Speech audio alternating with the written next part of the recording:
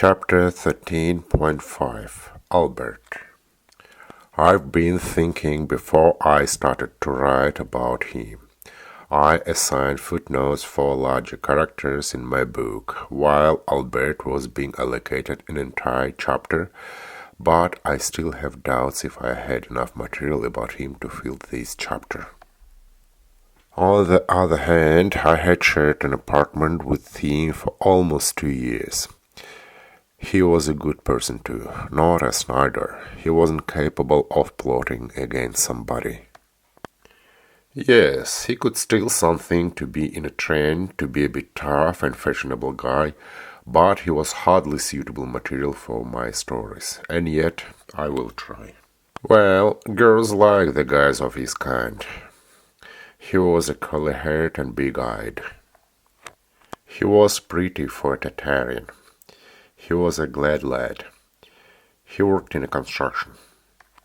He loved cleanliness and order and kept everything he could this way, at least as long as he stayed sober. But whenever he took to drink, everything was falling apart around him. Drunk, he was aggressive and often would brawl. But he was a lousy fighter. It's like talking or playing a football. If you have not learned it in an appropriate time, you'd never learn it. And I just take a look at a man on how he clenches his fist and I immediately see if he is good at fighting or not.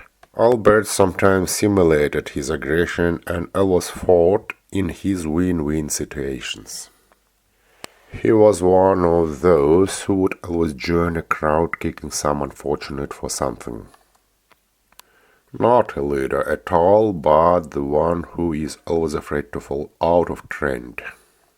Such people are often known for tyrannizing their families. When it became fashionable to be a wise guy, Albert left his work.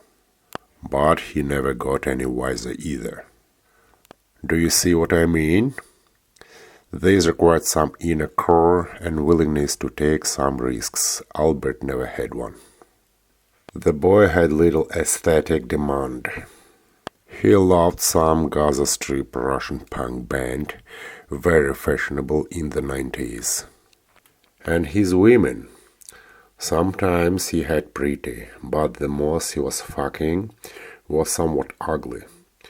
With his looks he could afford better ones. Once in the 19s, when things have gotten bad for all, some good work in a Western service company came to Albert's hand, which he successfully fucked up. After a party with his friends, he felt bad the next morning and he didn't go to work. This shit won't fly in a Western company, so he got fired. Then he was cohabiting with a woman, tried to resell flats for a living, and ended up in a debt to his armpits. They said he ran from his creditors from this town and hid somewhere near Moscow. I did not hear anything from him since then. I wouldn't know if he still was alive. Even if he has not been slaughtered for his unpaid debts, he could have died out of terrible drinking bouts. Albert was one of those guys who seem to be okay as long as you don't know them close, and always disappointing you get to know them better.